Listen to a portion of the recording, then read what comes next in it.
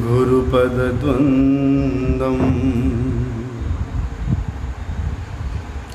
भक्तवृन्दसमन्वितं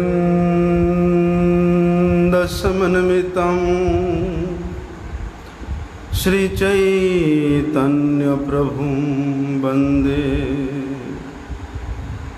नित्यानन्दसोदितं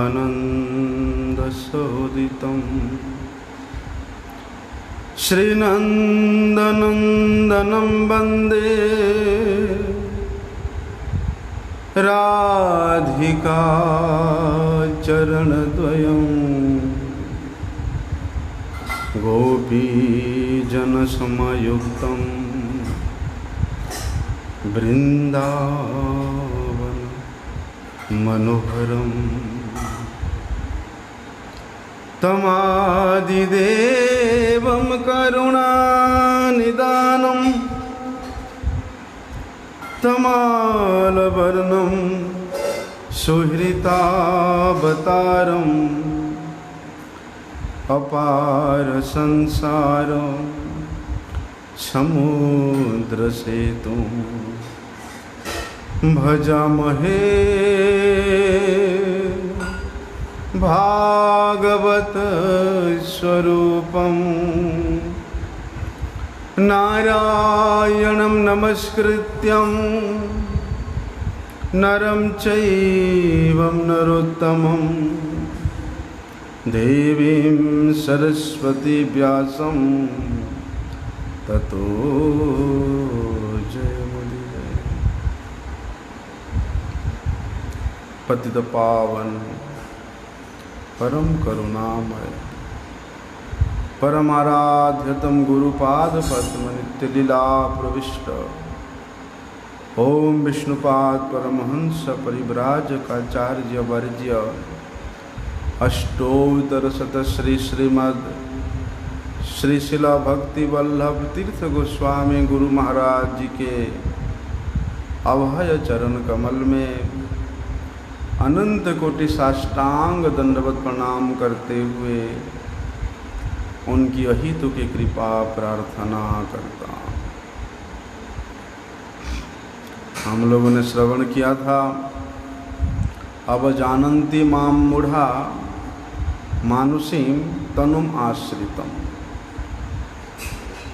जो मूढ़ व्यक्ति है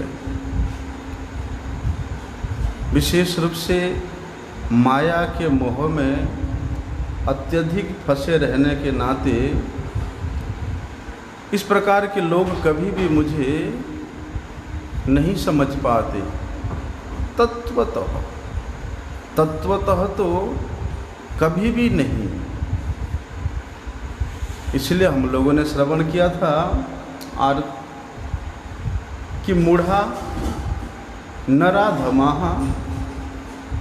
शरणागत नहीं होते हैं।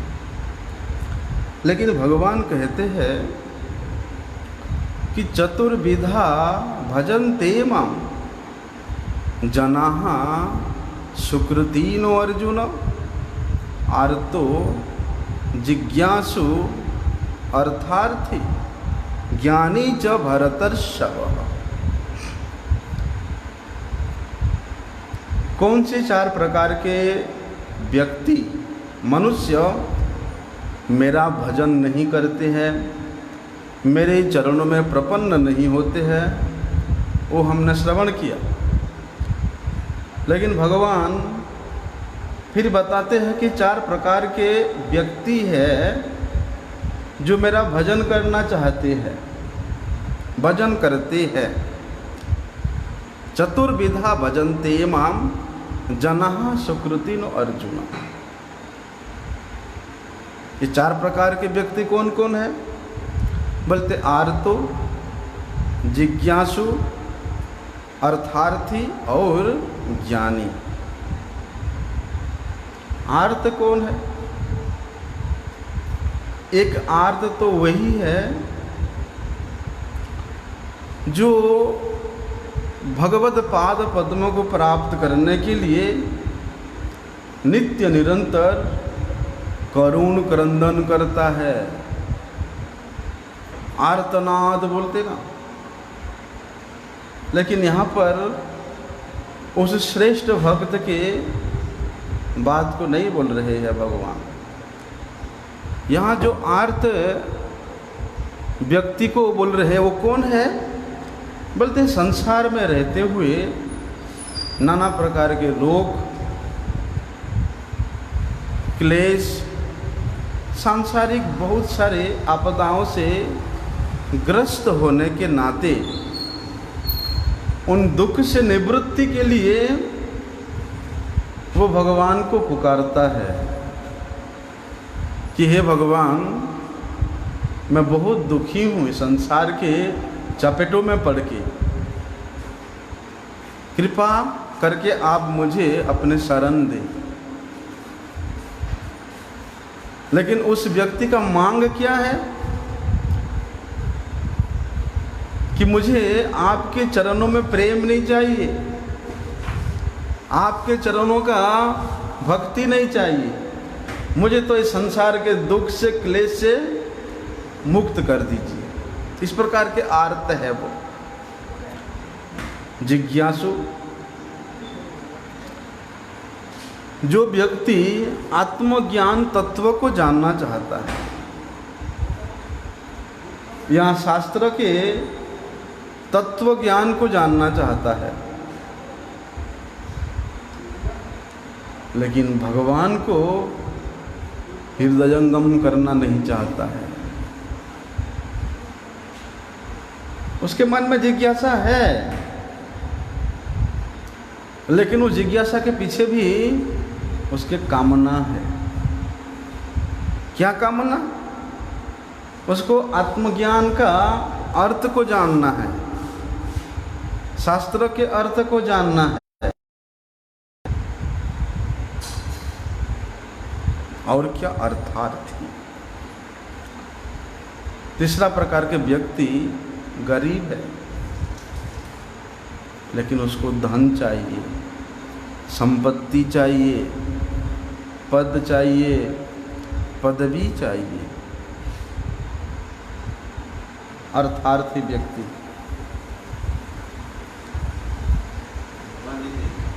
देखता अपना कोई विशेष समर्थ नहीं होता है, इसलिए भगवान के पास प्रार्थना करता है कि धनम देहि, जन्म देहि, पुत्रम देहि। वो है अर्थार्थी। और एक है ज्ञानी। ज्ञानी वही है जो विशुद्ध अंतःकरण के साथ, विशुद्ध अंतःकरण कब होता है?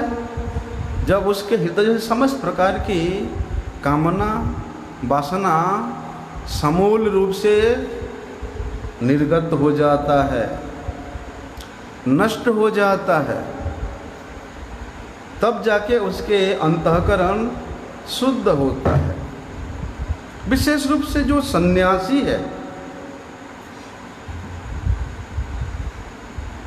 जिसने अपना शरीर, मन और वाणी को भगवत सेवा में उत्सर्गीकृत कर दिया है, तो बोलते ये जो चार प्रकार के सुकृति संपन्न व्यक्ति है,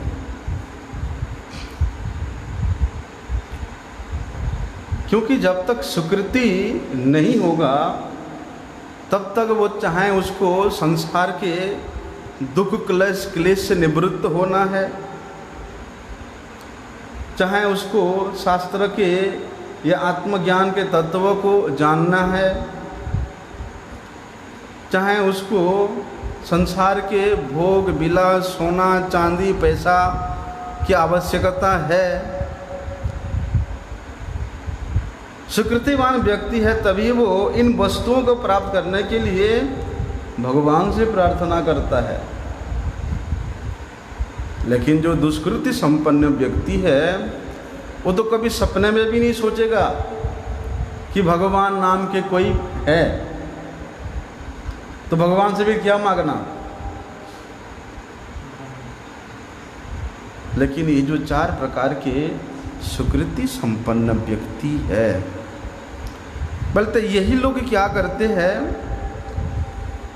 चाहे अपने वर्णाश्रम धर्म के नियमों को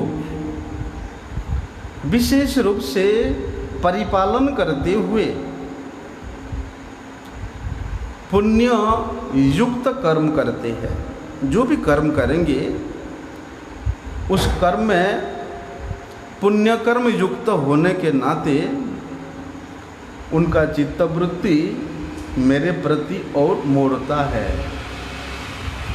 मेरे प्रति किसी ना किसी कारण से हो, चाहे कामना से हो, वासना से हो, किसी भी कारण से हो, सुकृति संपन्न होने के कारण और वेद विहित एक गार्हस्थ जीवन जीने में जो नियम बतलाया है, जिसको वर्णाश्रम धर्म कहते हैं, उसके अनुसार वो जीवन यापन कर रहा है, पशुओं जैसा नहीं। आहार, निद्रा, भय, मैथुन, केवल ये चारों कार्य में लिप्त नहीं है वो, लेकिन लिप्त भी है तो जिस प्रकार से वेद में विधान है उसके अनुसार वो अपना जो भी कार्य करता है उसमें पुण्ययुक्त कर्म होने के नाते उसका वही पुण्यकृतम व्यक्ति का चित्तवृत्ति मेरे तरफ मोड़ता है, मेरे में कुछ आशा करता है ऐसा। लेकिन जो दुष्ट कृति स्वभाव वाले व्यक्ति है, एक तो दुष्कृति व्यक्ति है, एक दुष्ट कृति जिसका प्रत्येक कार्य शास्त्र के विधान से बिल्कुल विपरीत होता है। एक मनुष्य होने के नाते मनुष्य का जो कर्तव्य है वो मनुष्य का कर्तव्य के हिसाब से नहीं करके पशुचित वृत्ति को अवलंबन करके वो अपना जीवन यापन करता है। वो है दुष्टकृति संपन्न व्यक्ति। उस प्रकार के व्यक्ति का मन चित्तवृत्ति कभी भी भगवत पाद पद्मों के प्रति आकर्षित नहीं होता। लेकिन भगवान कहते हैं तो इस प्रकार के जो पुण्यकर्म युक्ता व्यक्ति है उनका चित्तवृत्ति या मेरा भजन करने में उनका इच्छा होता है। तो इसमें जो प्रथम 3 प्रकार के भजन इच्छु व्यक्ति है, कौन सा प्रथम 3 प्रकार के? आर्त, जिज्ञासु और अर्थार्थी। ये 3 प्रकार के जो व्यक्ति है इसमें भक्ति होने पर भी एक कर्म मिश्रा भक्ति है। वहाँ केवला भक्ति, यहाँ शुद्धा भक्ति नहीं है, क्योंकि उनके उस भक्ति में, उनके उस प्रार्थना में, उनके उस भजन में अपने स्वसुख कामना का इच्छा है कि मुझे इस वस्तु चाहिए। इसलिए उनके उस भक्ति को कर्म मिश्रा भक्ति के अंतर माना जाता है। लेकिन जो चतुर्थ प्रकार का व्यक्ति है, जो कि ज्ञानी है, उसके उस साधना को, उसके उस भक्ति को ज्ञान मिश्रा भक्ति के नाम से जाना जाता है। और जहाँ तक भगवान और एक जगह में बताते हैं, एक तो कर्म मिश्रा भक्ति, दूसरा हो गया ज्ञान मिश्रा भक्ति। भगवान और एक जगह में कहते हैं कि सर्वद्वारानि संयम्य, जिसको कि योग मिश्रा भक्ति के नाम से वहाँ पर भगवान बताते हैं। तो भक्ति भी 3 प्रकार का हो गया, कर्म मिश्रा भक्ति, ज्ञान मिश्रा भक्ति और योग मिश्रा भक्ति। इसलिए इस भक्ति में ये तीनों प्रकार के कामना रहता है। इसलिए कामना से युक्त होकर के जो भक्ति किया जाता है उसको प्रधानीभूता भक्ति बोला जाता है। और बोलते कर्म, ज्ञान और योग के द्वारा जो अभिमिश्रा भक्ति है, जिस भक्ति में ना कर्म का इच्छा है, ना ज्ञान का इच्छा, ना योग का इच्छा है, वहाँ केवल शुद्ध भक्ति है, उसको केवला भक्ति बोला जाता है। जिस केवला भक्ति के अंतर्गत भक्त भगवान से कहता है क्या कि हे नाथ, नाथ योनि सहस्रेषु जेषु जेषु व्रजाम्यहम् तेषु तेषु अचला भक्ति अच्युतस्तु सदा त्वयि। हे नाथ, मुझे अपने कर्म के अनुसार आप कहीं भी जन्म दे दो, किसी भी जोनी में जन्म दे दो, वो मुझे ग्रहणीय है, लेकिन मुझे अपनी भक्ति से कभी विच्युत नहीं करना। कीट जन्म हो यथा तुआ दास, बहिर्मुख ब्रह्म जन्मे ना ही आस। मुझे कीट जन्म लेना स्वीकार्य है, लेकिन अगर ब्रह्मा का भी जन्म हो और आपके पाद पद्मों की स्मरण से भक्ति से विहीन हो, तो मुझे वो ब्रह्म का जन्म भी नहीं चाहिए। इसलिए उस शुद्ध भक्ति के बोला भक्ति के अंदर वृत्रासुर जी महाराज क्या बोलते हैं? ननाक पृष्ठम न रसाधिपत्यम न सार्वभौमम न योग सिद्धि पुनर्भवम वा। कि हे नाथ, मुझे ये संपूर्ण साम्राज्य का एक छत्र सम्राट बना भी दो।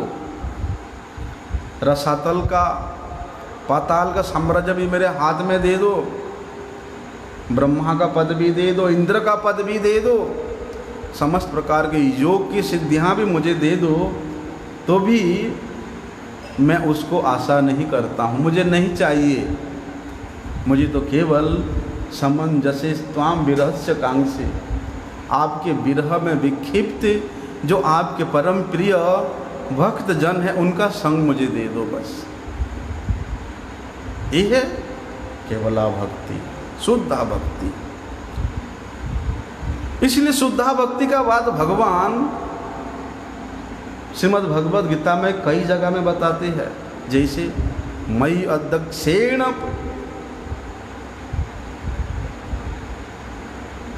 कि समस्त चराचर विश्व मेरे ही अध्यक्षता से चलता है। इसलिए जो केवल भगवत आश्रय को आश्रित होकर के अपना जीवन बिताना चाहता है, वो फिर जहाँ भी देखता है वहाँ पर उसको भगवान का ही आधिपत्य दिखाई देता है।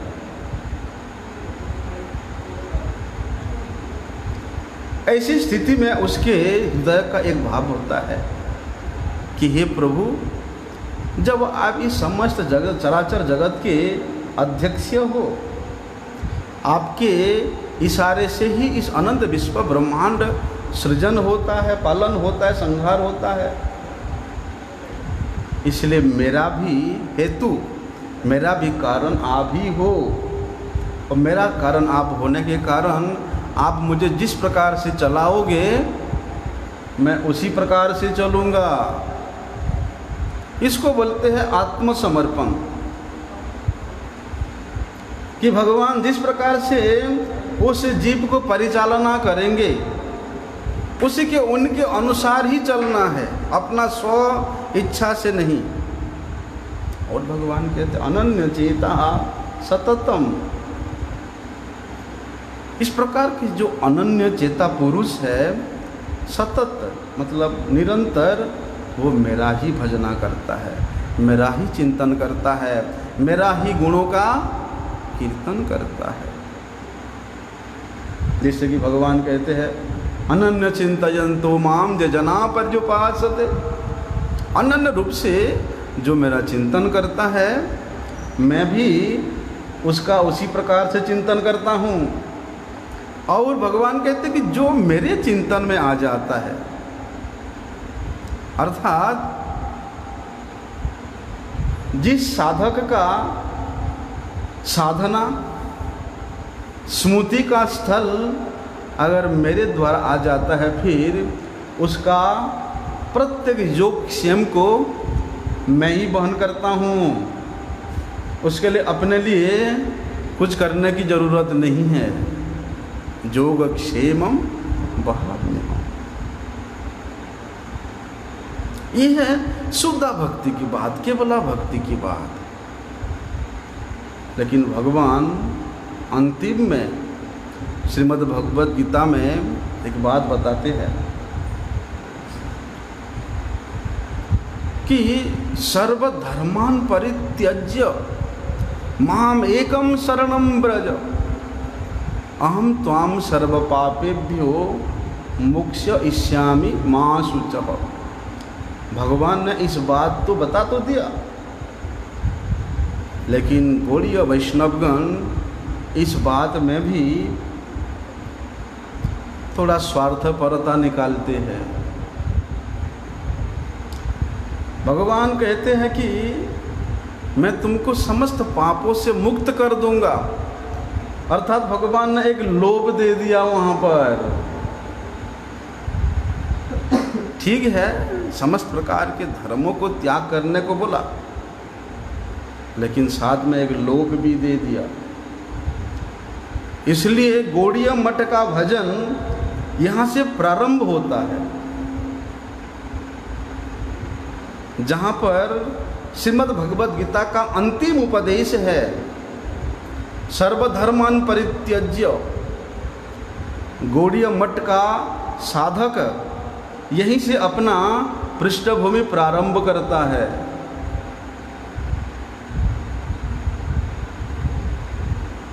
शुद्ध भजन, केवला भक्ति यहीं से आरंभ होता है, जिसको रूप गोस्वामी जी ने बताया है। क्या बताया? सर्वोपाधि विनिर्मुक्तम तत्पर तेन निर्मलम हृषिकेन हृषिकेश सेवनम भक्तिरुत्तमा। जब तक समस्त प्रकार के उपाधियों से मुक्त नहीं होगे, यहाँ जो सर्वधर्मान् परित्यज्य वाली बात बताया भगवान ने, यहाँ क्या आ जाता है?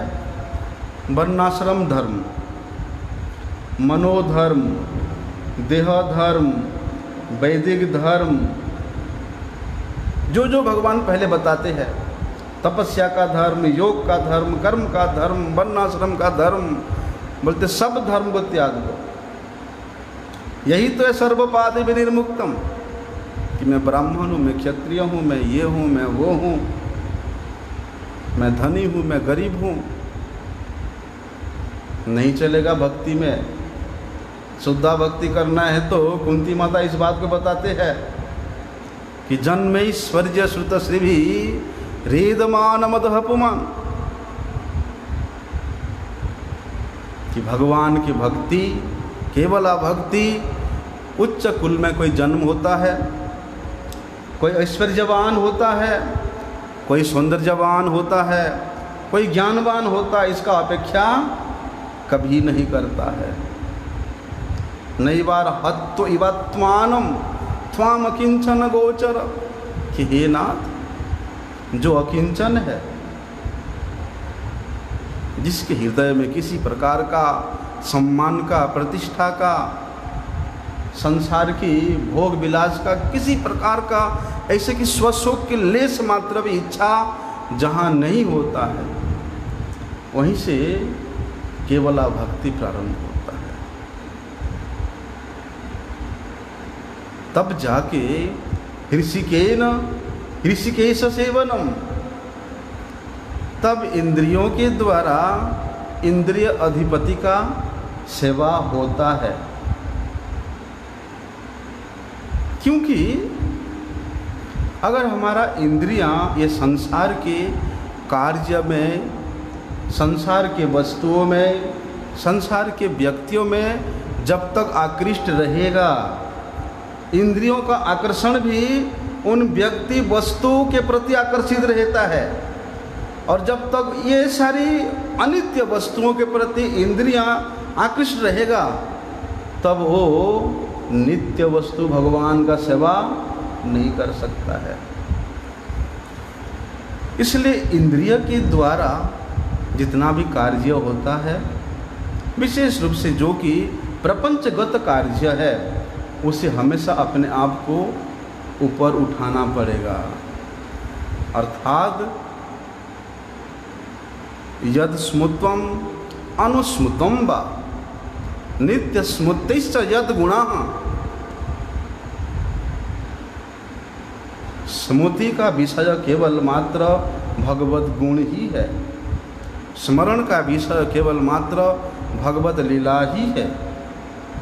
इसलिए अपने स्मृति में जब भगवत गुण लीला नाम परिकर की प्रसंग हम नित्य निरंतर आलापित करते रहेंगे, तो उन वस्तुओं के प्रति हमारा चित्तवृत्ति, हमारा इंद्रिय आकर्षित होगा। जब भगवत संबंधी वस्तुओं के प्रति इंद्रिय आकर्षित होकर के रहेगा और उस आकर्षण के द्वारा हृषिकेन हृषिकेश सेवनम, जो सेवा होता है वास्तव में वही उत्तमा भक्ति है। तो भगवान वहाँ कहते हैं कि समस्त प्रकार के धर्मों को परित्याग करके केवल मात्र मेरा ही शरणागत हो जाओ। एकम मामेव शरणम ब्रज, एकमात्र केवल मात्र मुझ में ही शरण होना। यहाँ केवल शब्द जो है स्वरूप का विचार भी आता है।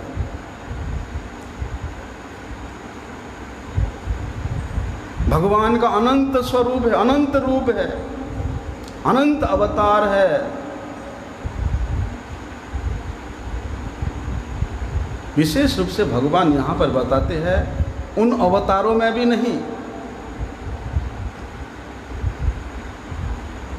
बोलते केवल एकम मामेव शरणम ब्रज, केवल मात्र मेरे जो श्री कृष्ण स्वरूप है उस स्वरूप में शरणागत होना।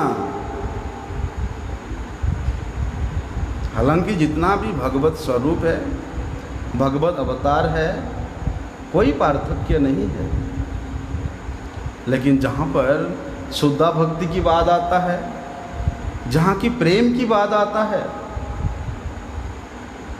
वहाँ तो केवल उसी स्वरूप में ही प्रेम होता है।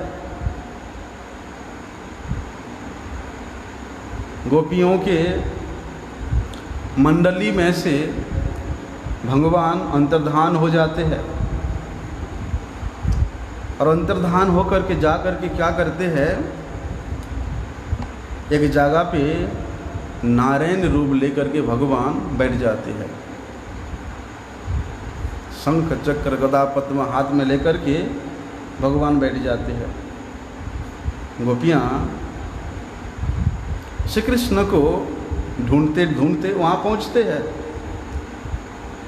बोलते ये तो हमारे श्री कृष्ण नहीं है, ये तो नारायण है।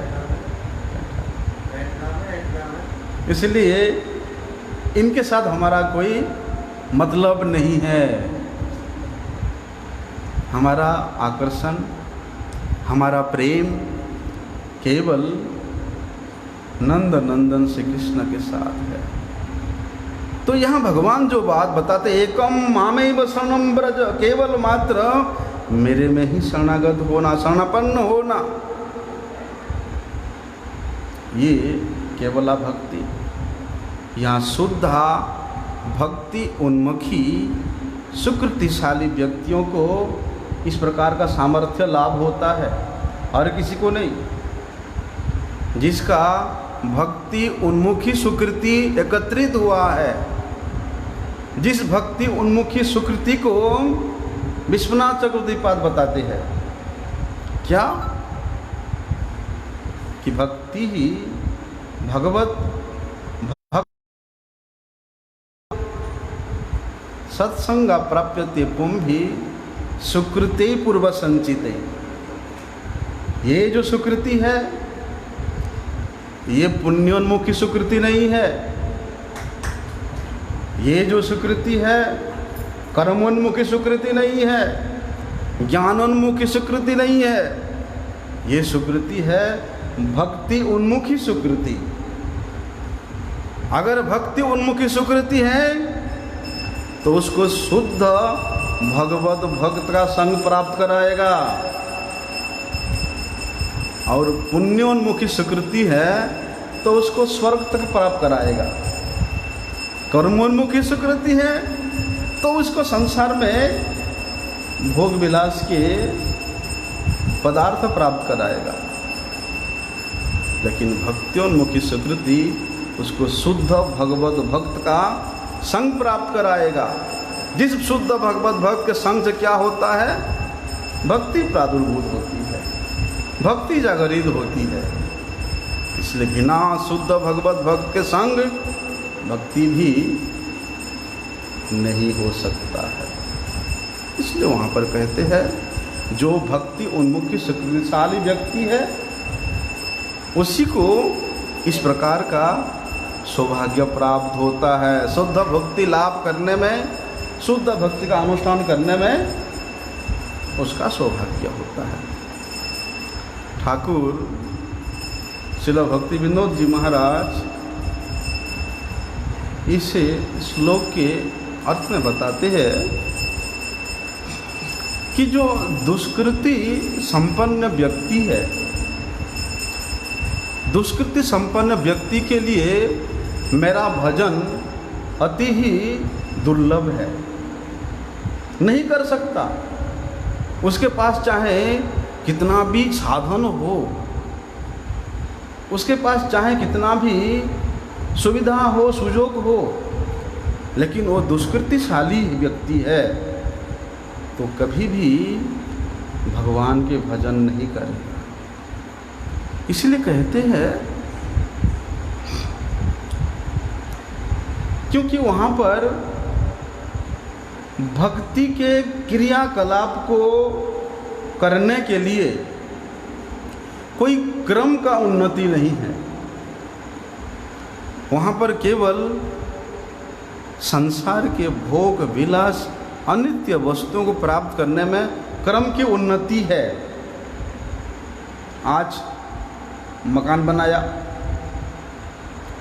कल गाड़ी ले आया, परसों और कुछ सुविधा करा दिया, और कुछ साल बाद और कुछ सुविधा करा दिया। मतलब उसको संसार के वस्तुओं को प्राप्त करने में उन्नति है, क्रम के द्वारा उन्नति प्राप्त करता है, लेकिन भक्ति के साधना में कुछ करने के लिए उसका लेश मात्र भी क्रमोन्नति नहीं है। इसलिए वहाँ पर इस प्रकार के दुष्कृतिशाली व्यक्ति कभी भी भगवत भजन नहीं कर सकते हैं। कहते हैं कि आकस्मिक रूप से हठात किसी कारण से हो, सौभाग्य से हो, अगर उसका कहीं पर भगवत भक्तों की संग प्राप्त होता है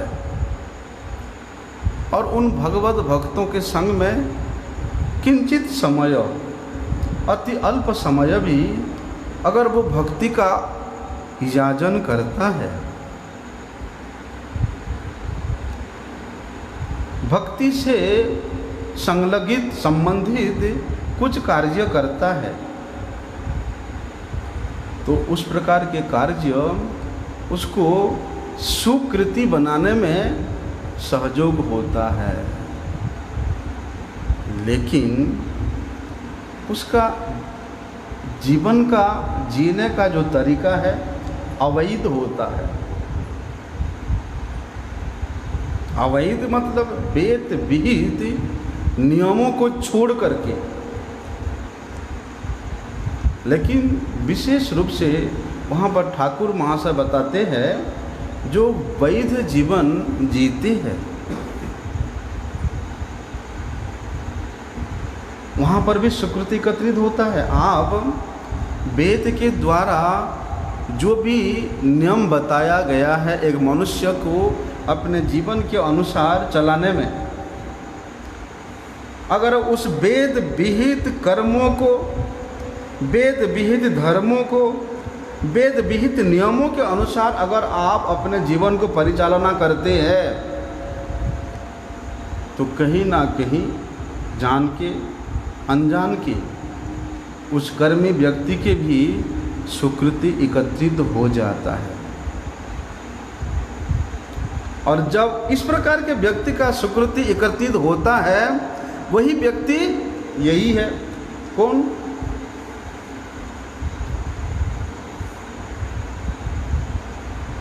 आर्त, जिज्ञासु और अर्थार्थी। फिर यही व्यक्ति उस सुकृति को लेकर के अगर उसको संसार में कोई वस्तु चाहिए तो हे भगवान मुझे धन दे दो, जन दे दो, ये दे दो, वो दे दो, भगवान से प्रार्थना करता है कि हे प्रभु मैं इतना कष्ट पा रहा हूँ, इतना बीमार पड़ा हूँ, आप ही मेरे रक्षा करो, भगवान से प्रार्थना करेगा।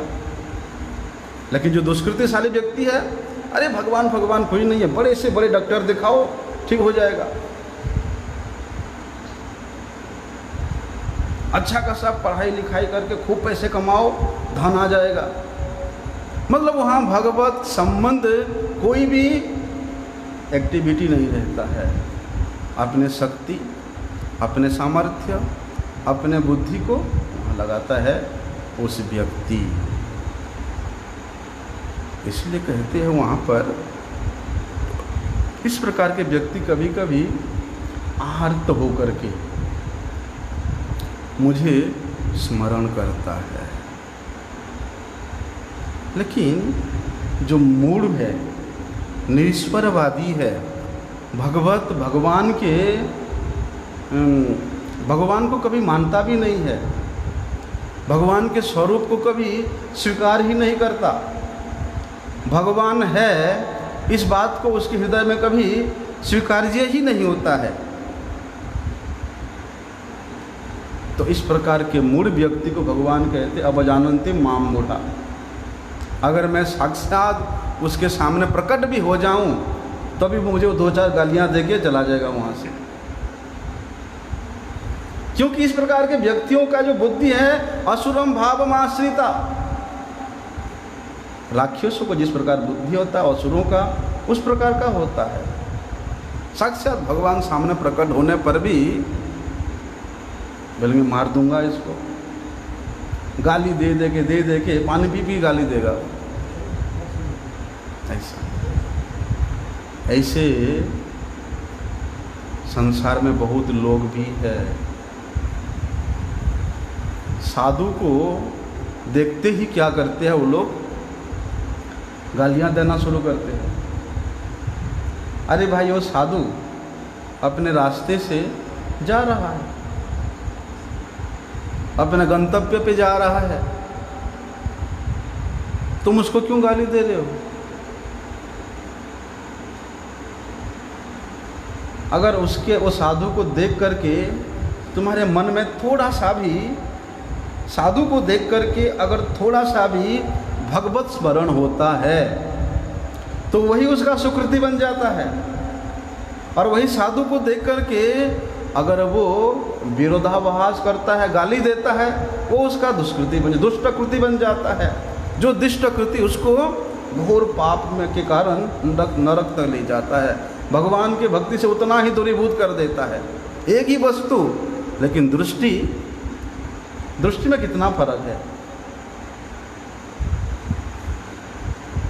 इसलिए तो कहते हैं, क्या कहते हैं, स्थावर जंगम ना देखे सर्वत्र देखे तार मूर्ति।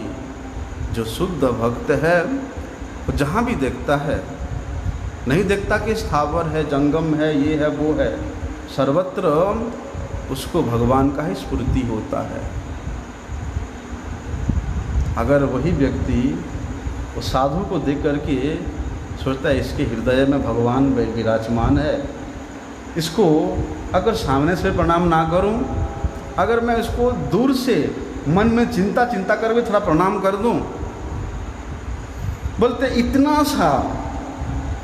इतना सा उसका जो कृति है, कार्य है, उसको बोलते साधुनाम दर्शनम मन्ने सर्वसिद्धि करम परम। इतना सा भाव, इतना सा दर्शन उसको साधु के जो हृदगत वस्तु है, सद वस्तु, वहाँ तक पहुँचा देता है। और वहाँ तक जो पहुँच गया, सर्व सिद्धि कर्म परम, उसका समस्त प्रकार के सिद्धि भी हो जाता है। इसलिए कहते हैं वहाँ पर इस प्रकार के मूढ़ व्यक्ति अपने बलबूते पर पे, अपने बलबूते सब कुछ कार्य को संपन्न करने को सोचता है और उसको कभी भी भगवान की सहायता, भगवान की चिंतन का बोध नहीं होता। नहीं चाहिए मुझे, क्या करना, मेरा सामर्थ्य, क्योंकि वो दुष्कृति संपन्न व्यक्ति है। लेकिन जो लोग विशेष रूप से बताते हैं इस प्रकार नीति को मान करके चलते हैं, वही व्यक्ति जो कि नराधम के रूप में उस दिन हम लोगों ने श्रवण किया, मनुष्यों में वो सबसे अधम है।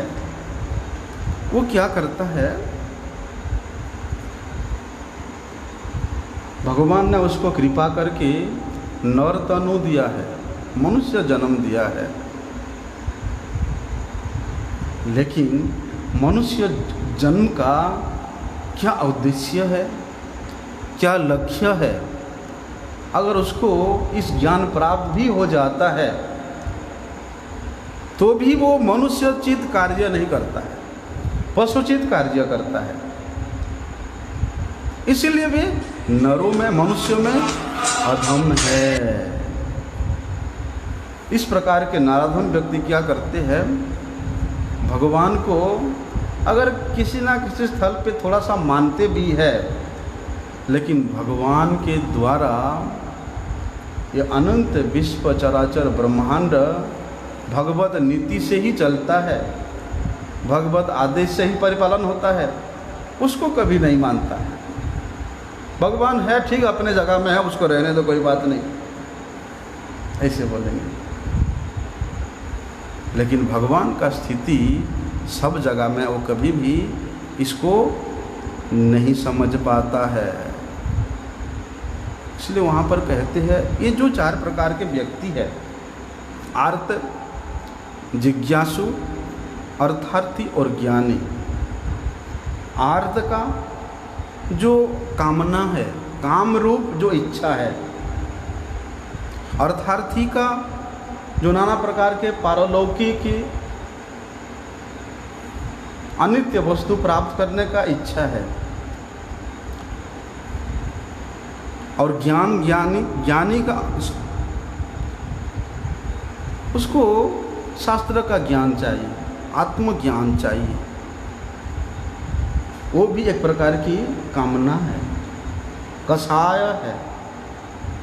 बोलते ये चार प्रकार के व्यक्ति का इस प्रकार का बुद्धि अगर दूर होकर के भक्ति के अधिकारी होकर के भक्ति उन्मुख कार्यकलापों को लेकर के व्यतीत होता है, तो वही व्यक्ति शुद्धा भक्ति प्राप्त कर सकता है। लेकिन इन चार प्रकार के व्यक्तियों का अगर इस प्रकार का भक्ति किसी ना किसी कामना को लेकर के, जैसे कि हमने श्रवण किया, कर्म मिश्रा, ज्ञान मिश्रा और योग मिश्रा, ये तीनों प्रकार के मिश्रा भक्ति को प्रधानीभूता भक्ति भी बोला जाता है। तो इस प्रधानीभूता भक्ति में भगवत प्रेम नहीं मिलता है। लेकिन अगर ये प्रधानीभूता भक्ति में रहते हुए भी वो जो जिस स्तर में, जिस स्थल में, जिस व्यक्ति का कामना है, कषाय है, अगर उसको वो दूर करता है तो वही केवला भक्ति, अकिंचना भक्ति या उत्तमा भक्ति लाभ करता है। ये क्रम है, पहले तो आता है, कोई बात नहीं, कोई ऐसी नहीं कि शुद्ध रूप से आता है। भगवान जो कहते हैं ये जो चार प्रकार के व्यक्ति है, किसी ना किसी कारण से भगवान को स्मरण करता है, भगवान के पास आता है, लेकिन उन कार्यों को, उन कामनाओं को मन में रख के आने पर भी अगर वो शुद्ध भगवत भक्त का संग प्राप्त करता है तो यही चारों में से कोई ना कोई व्यक्ति ही अकिंचना भक्ति को या उत्तमा भक्ति को लाभ करता है। लेकिन अगर उसको शुद्ध भगवत भक्त का संग नहीं मिलता है, आता है, बहुत लोग आते हैं भगवान का भजन करने के लिए,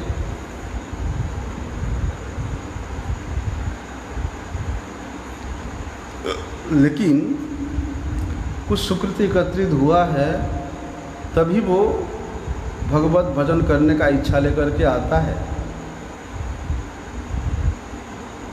लेकिन उसका अगर सुकृति स्ट्रंग नहीं है, सत्कृत के द्वारा युक्त नहीं है, तो वही व्यक्ति आकर के फिर वापिस चला जाता है, क्योंकि उसको शुद्ध भगवत भक्त का संग नहीं मिलता है। अगर शुद्ध भगवत भक्त का संग मिल जाता है तो वो कामना लेकर के आने पर भी, ऐसे बहुत सारे उदाहरण है।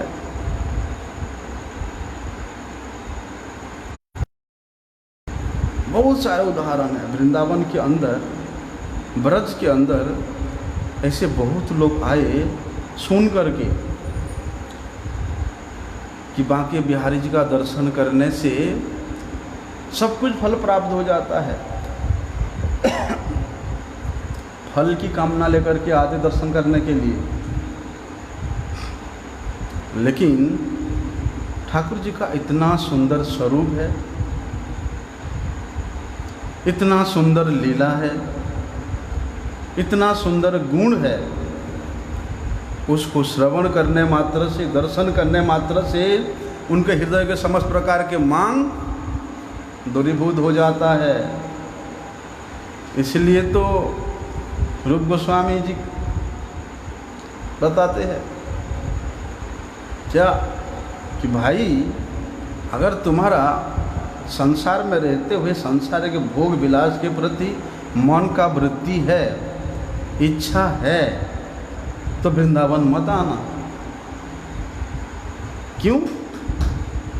क्योंकि गोविंद विग्रह धरी तथा आछेन श्रीहरि।